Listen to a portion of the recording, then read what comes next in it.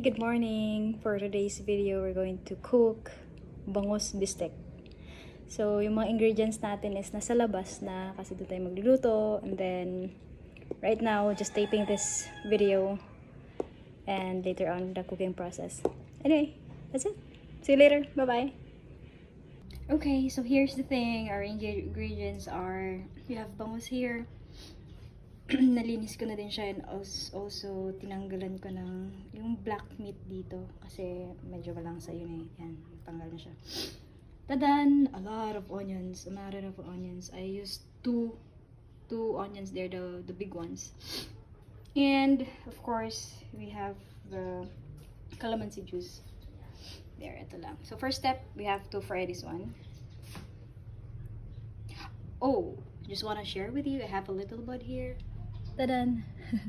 I just planted that yesterday and now look! Wow, so cool! So good. There, inuna ko pala yung onion.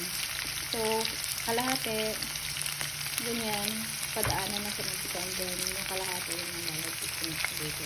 Para medyo crunchy. There, ang bango! Oh my gosh! Next is, ito na, frying the bangus.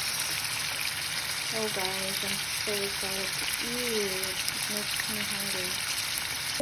This is the fried onion and that one.